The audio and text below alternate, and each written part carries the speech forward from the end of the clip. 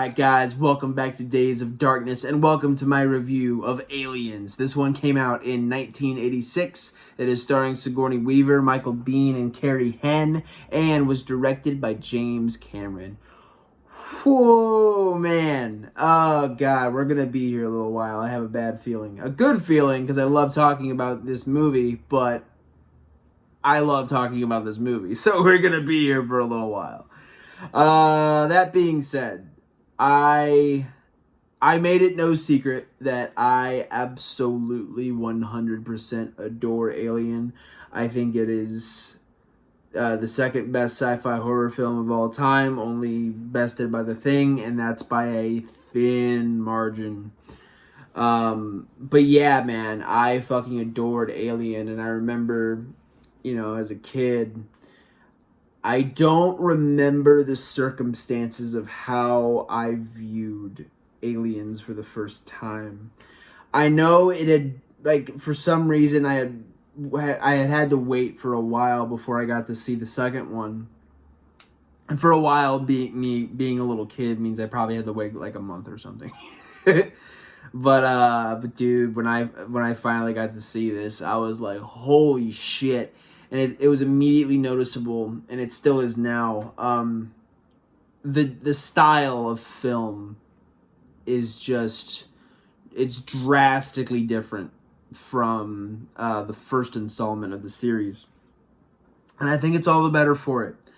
I think with the story we have here, it would have felt a little weird to have the same kind of tone. And obviously you have different directors, different fucking extremely well-known directors doing two drastically different movies in the same series. So yeah, you're gonna get some tonal difference, but like I said before, I mean, it benefits greatly.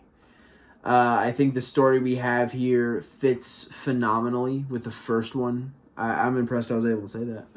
Phenomenally. I'm not going to push my luck. I'll stop saying it. But I think it fits very well. I think this movie does a fantastic job at following up with the original while also being its own story. That being said, if I have to critique it even a little bit, because that's the thing I'm noticing with movies that are just fucking classic, there are going to be little itty bitty teeny tiny things that I got to point out because, it's what's fair is fair. I think there are some aspects that highly take from the original. I think I'm not going to go ahead and call it a ripoff of Alien because it's fucking not. But I think there are certain aspects, especially towards the end, that are definitely reminiscent. And that very well could have been the intent. And that being said, while I think, it is very derivative of Alien, I think if you take these, these events out of the movie or these situations out of the movie, I think you get a totally different film and not for the better. I think all of the stuff that they kind of lift from Alien into this, it still fits perfectly. And it feels different enough to where, you're not off-put by it, but it's definitely noticeable. That being said, I'm making it sound like that is a bad thing, and it's not. It's just a critique. That's pretty much it. I fucking love everything else about this movie. I think the characters in it are just so memorable. So many quotable scenes in this movie. And don't worry, we'll at least try and get into a little bit of it. But yeah, man, I think the characters in this are just fucking amazing. I mean, obviously you have Ripley, and then you have Newt and Hicks and Vasquez, and I could just fucking go on forever. Just just fantastic. Just absolutely fantastic. So many great moments and lines that I won't spoil here. But, God, dude. And one thing that this movie really benefits from is yes, it's obviously a fucking phenomenal horror movie. but it doubles as a really, really good character piece, especially with the relationship between Newt and Ripley, which we'll get into here in the spoiler section. But yeah, man, I really don't want to ramble too much fucking longer. If you love Alien and you haven't seen Aliens, or if you just haven't watched the series in general, stop here at Aliens and don't go any further. And I'll just leave it at that. These two movies are fucking phenomenal. What comes after be damned. Nothing will ever be able to damage these movies for me. I think Aliens is the perfect sequel. 100%. And yeah, man. So without further ado, we're running a little long here on the spoiler-free section as usual. So let's go ahead and let's spoil the shit out of this motherfucker. Let's get into the spoiler section. Alright, spoiler time. Your ass has been warned. If you're wondering what I'm doing, I'm picking at my feet because I'm fucking gross. But yeah, man, Aliens, dude. So we start off, we pull a Halloween 2. I always say that because we pick up, I don't want to say directly after Aliens, or Alien, because it's not. But we pick up pretty much right where we left off, man. Ripley is asleep in the escape ship that she got from the now blown up Nostromo. She ends up getting rescued, and she finds out that she has been asleep and floating in space for 57 years. Can we talk about that real quick, my man? Holy shit! 57 years. You've lived, for some people, a lifetime. That's fucking nuts to me, man. I got the director's cut, so I get all the stuff with, Ripley finding out that her daughter is dead and all that jazz. And goddamn, dude, that is such a heartbreaking scene. Just imagining, you should be dead. You should be dead, but you're sitting here still young as hell. And you're sitting there and you're holding this picture of your elderly daughter who you find out is dead. And you're still living the exact same age you were when you went to bed. The existential terror of that. There aren't even any fucking aliens yet. And already you're just put in this like, oh my god, state. It's fucking phenomenal.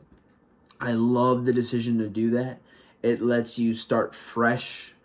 I don't even want to think about how old that makes Ripley, technically. But yeah, dude, it's fucking insane.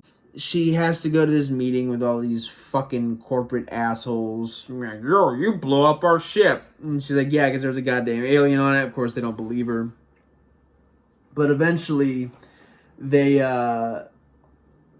find out that, Ripley finds out that the planet LV-247 that the alien egg was found and fucking latched on the what's his face and yada yada yada. Long story short, that planet has now been colonized in the 57 years since she fell asleep. And so yeah, man, there are people all around. According to one of the corporate fuckbags, about 70, 80 families. Just says it casually. She's like, oh my fucking god. One thing I will critique, because we, come to find out the aliens are still on LV-247. And my question is, and I could have missed some little tidbit here. There's a lot of plot in this movie, which I'm not saying is a bad thing. I'm just saying my ADHD ass probably fucking missed it. But that being said, I don't think I did. And that is, if these aliens are here, why has it taken 57 years for something to happen? Again, if someone wants to let me know what's what, feel free to comment. We'll talk about it. I'm not saying there isn't a reason given. I just didn't see anything. And if there was anything, it was mentioned in passing. I know eventually we find out Burke had something to do with them, with the colony getting fucked over by the aliens in the first place. So I don't know, maybe that has something to do with it. And I don't fucking know. But yeah, man. So anyways, we get introduced to Burke, who, is fucking just a sleazebag piece of shit. And I love the way this character is portrayed because he does a complete 180. You know, obviously very corporate, very nicey nice guy. And he tells Ripley, hey, we haven't gotten a signal from LV-247 in a couple days or whatever the fuck. And he's like, we need you to come with us. And of course, at first Ripley's like, fuck you, no. Eventually, though, she comes around when Burke tells her that the plan is, in fact, to destroy the life forms, the xenomorphs. It is not to study, not to profit. Of course, he's fucking lying. But Ripley's like, all right, you're going to kill him. I'm in. And so, yeah, man, then we get introduced to all the Marines. The people who will be attending this mission with Ripley, and basically, as Hudson says, it's essentially they think they're going in there for a fucking bug hunt. You know, no big fucking deal. They've been through this all the fucking time.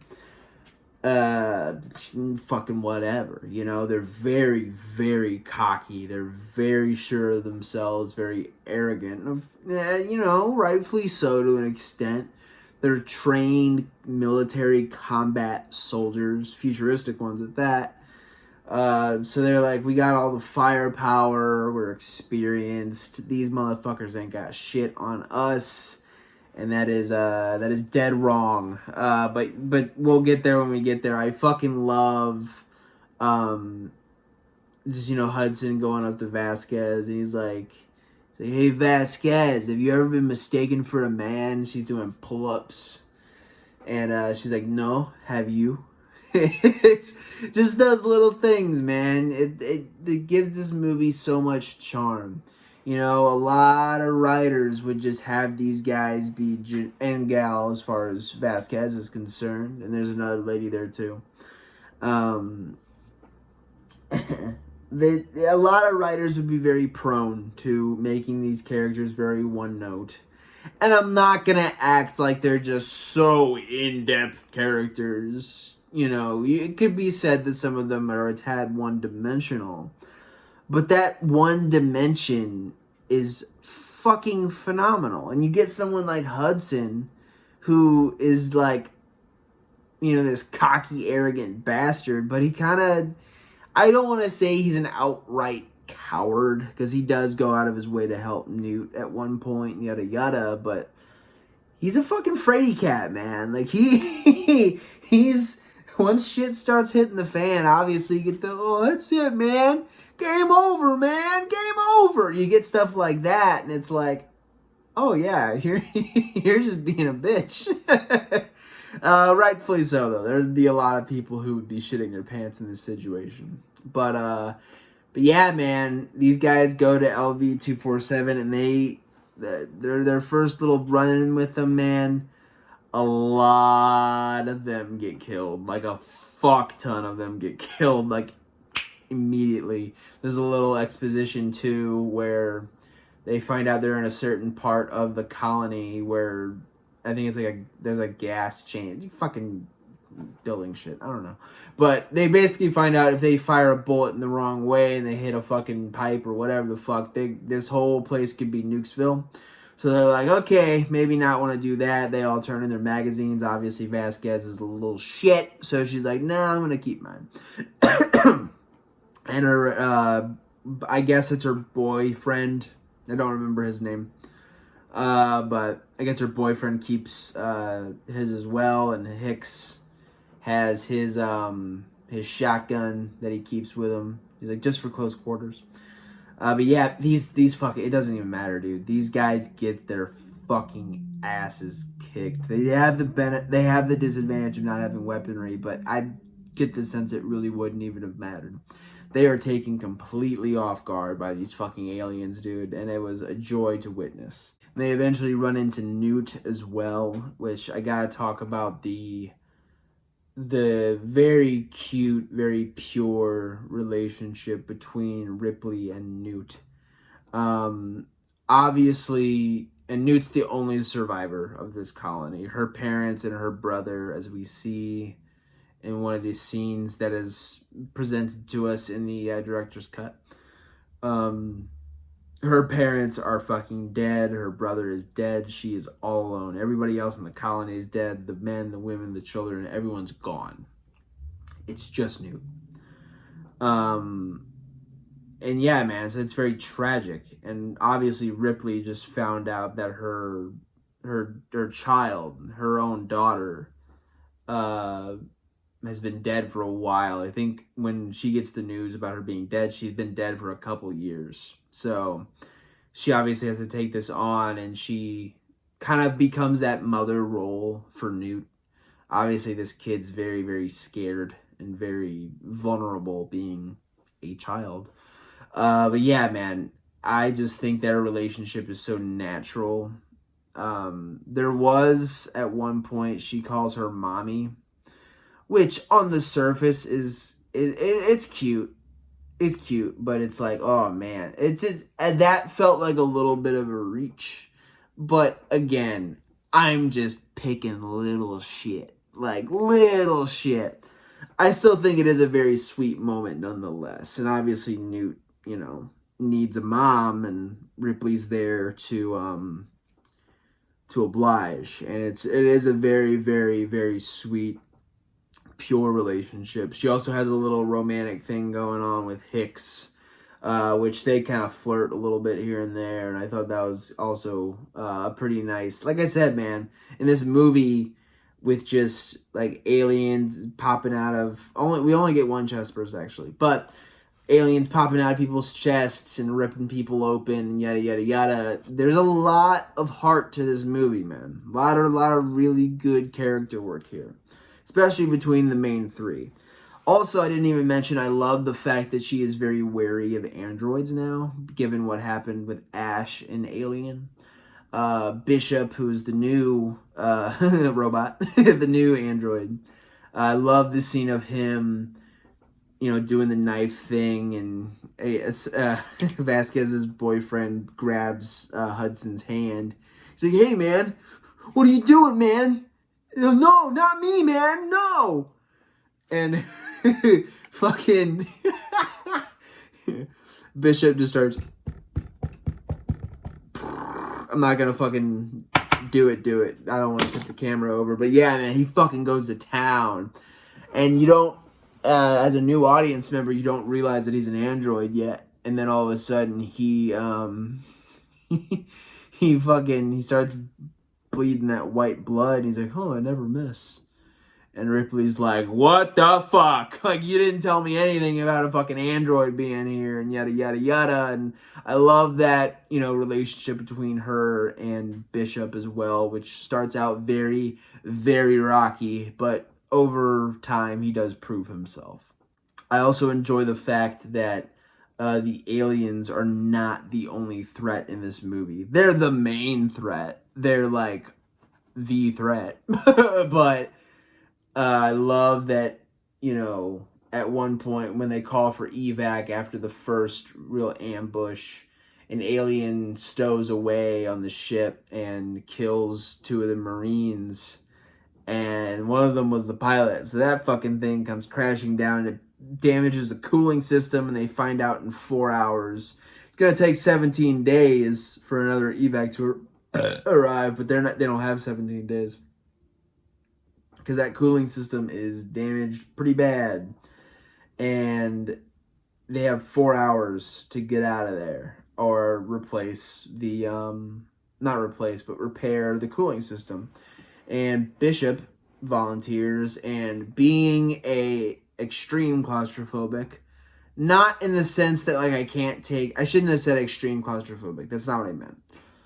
I am a claustrophobic under extreme conditions. And what I mean by that is an elevator, I'm cool, I'm fine, whatever.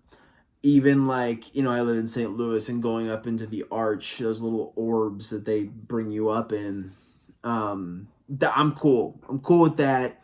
No big deal. I can be fairly okay in like tight spaces or in a big crowd. I'm fine with it. But being in a little itty bitty tunnel and like having no room, none. Fuck that. No.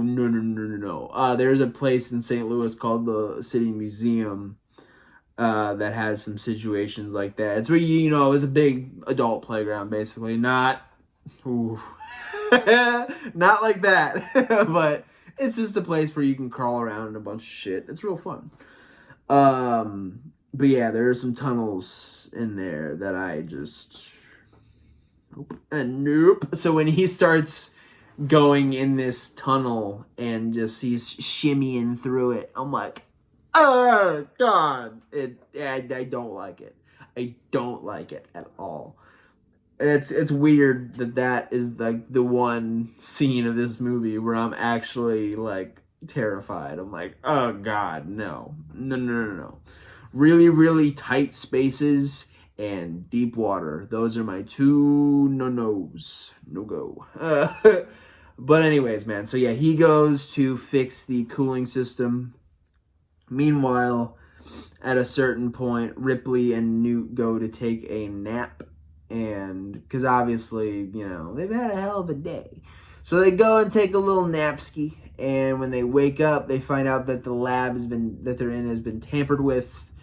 And it's fucking Burke, and he unleashed 2 face huggers to impregnate them. I love the scene, dude. It's so much tension. I love Newt being a little badass, man. She traps one of the face huggers by the tail. I thought it was a little weird how Ripley's able to catch one of these things when it's shown later on that these things are extremely strong. It takes 3 Marines to pry this thing from off of Ripley. And she's able to just kind of hold it. I thought that was a little weird, but again, little itty bitty shit, not a big deal.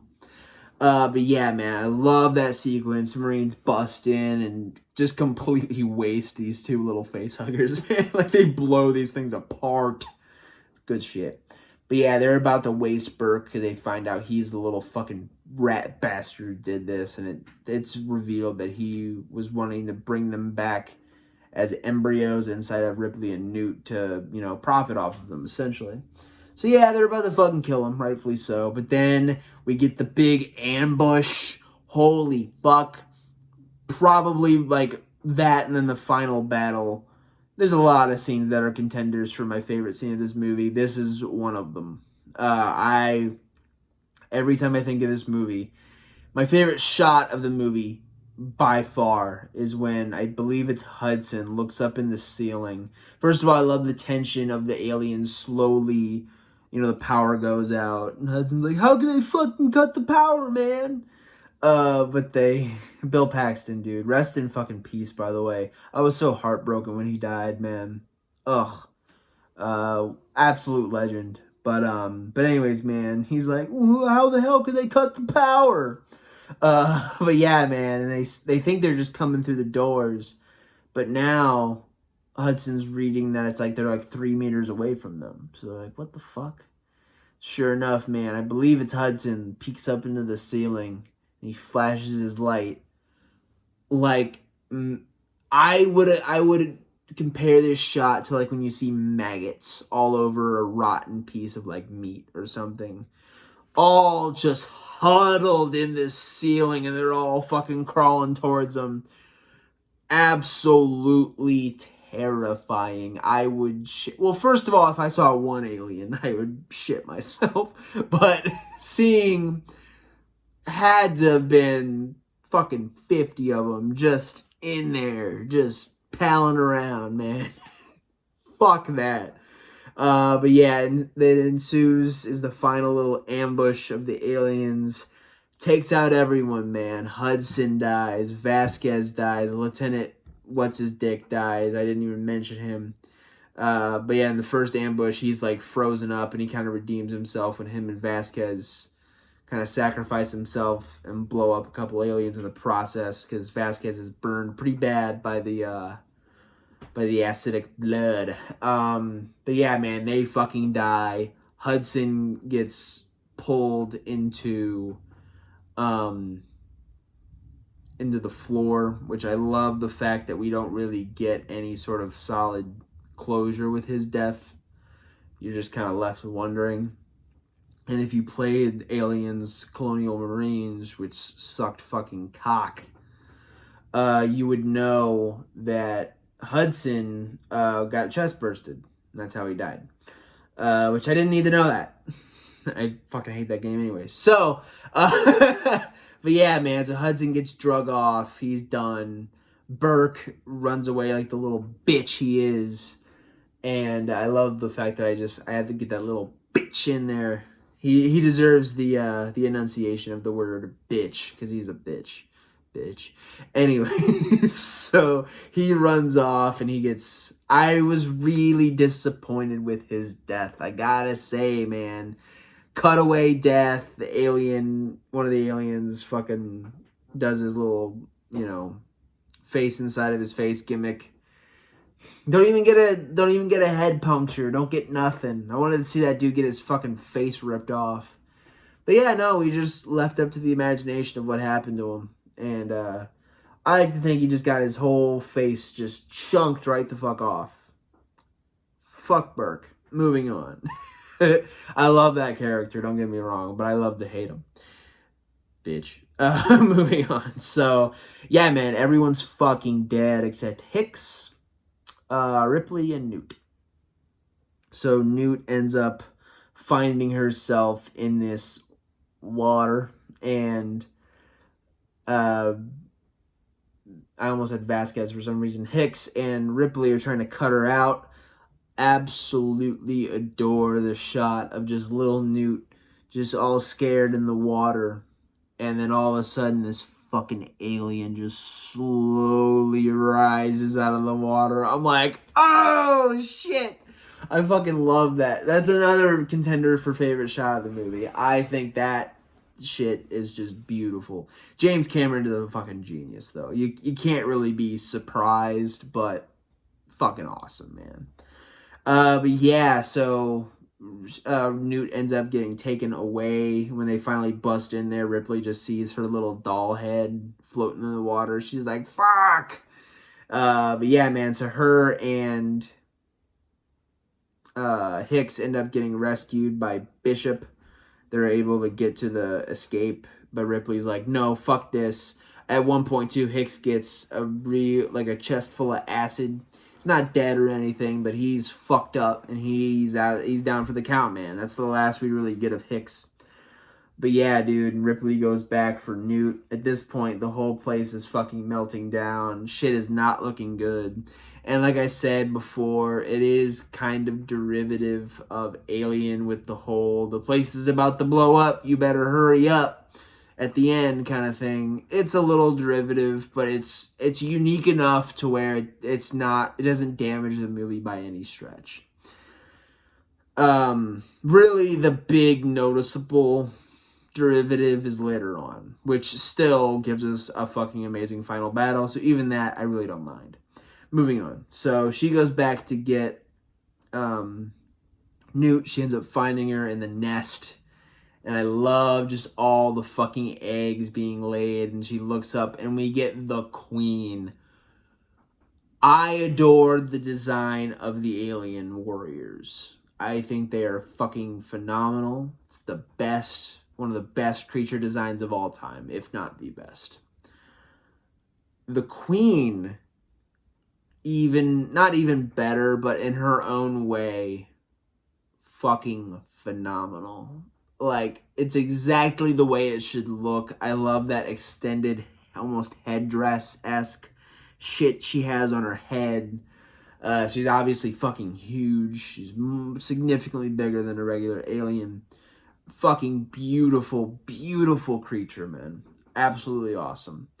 So, Ripley's threatening, hey, if you fucking come near me and my kid, I'm gonna fucking torch all of your kids, being the eggs, because she has a flamethrower, which is fucking sick.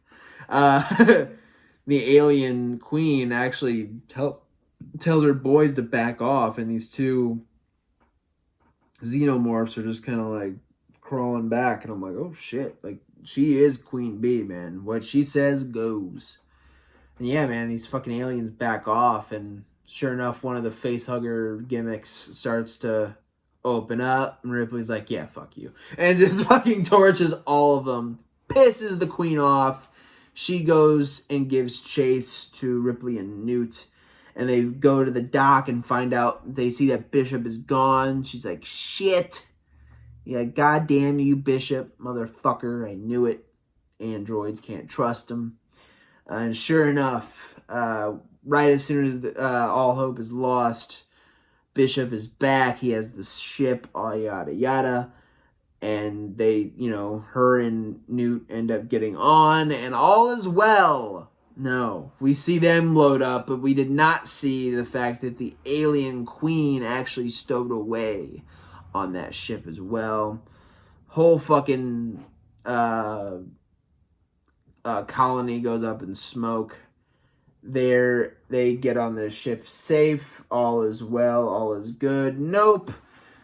Big fucking reveal, stab through Bishop's chest. Obviously, he's an android, so it's all white, so it looks like he's just puking up milk. But yeah, dude. And then that alien, and obviously her tail is significantly larger, so his whole torso, besides like the little bits right here and here, is basically gone. Like his torso is just... And then she takes this half, takes that half, and just rip. Beautiful. If this had killed him, easily killed the film. No fucking doubt in my mind. Absolutely brutal. I like that they got past the MPAA with that one, because he's like, oh, it's white blood. He's not a human technically. We can do that. Fucking masterful kill. So good. It's not a kill, but you know what I mean. But yeah, man. So we get the final battle between Ripley, who is now in the power loader, and I love the line, get away from her, you bitch! The queen freaks out. They have a nice little final battle.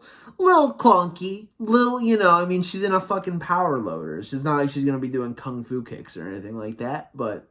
I love the scene of the face coming in and trying to get her, and she's dodging it, and just a lot of cool stuff. Ends with them both getting in the airlock, or falling down the airlock, and Ripley is able to make the queen go bye-bye when she hits it. Fucking, obviously the whole ship, everything's being sucked out of it.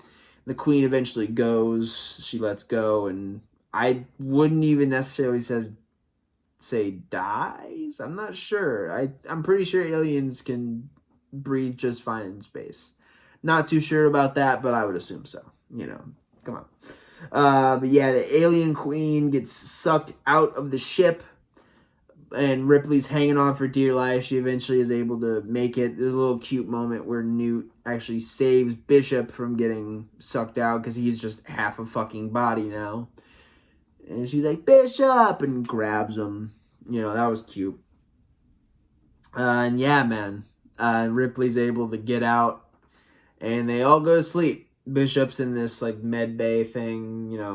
Whatever the fuck androids have to do to survive. He got ripped in half. So he's clearly more durable than humans. But... But yeah, man, so he's in there, his little med bay, and Ripley and Newt also go to sleep as well. Hicks, who is still healing from his wounds, is put in a med bay as well, and they all just go to sleep. The end. Dude, Aliens fucking rules, man. There's no debate about it. One of my favorite movies in general. If you have a day Just sit. You owe it to yourself, man. Especially if you haven't seen these movies. But even if you have, man, do it again. Sit down, fucking pop a bunch of popcorn, get a bunch of unhealthy shit, watch Alien, and then watch Aliens directly after. Just do it. You owe it to yourself to do it at least once in your life, if not multiple times, as I have done. Fucking phenomenal movie, man. I can't recommend it enough. So, without further ado, man, that'll do it for the review portion of the video. But you know what we gotta do now, baby? We gotta get into my blood. My blood? No. We gotta get into the blood, the guts, and the gory bits. We gotta get into my Kill the Film. Stick around.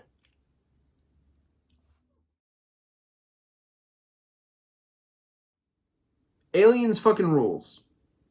That's really all I gotta say.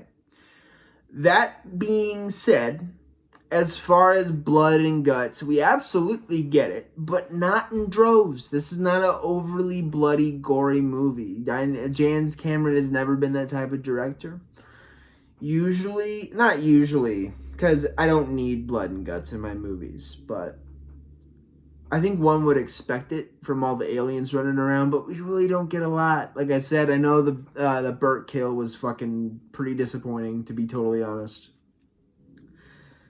But everything else is solid, you know? Get a lot of quick cut off-screen deaths, not really anything too crazy.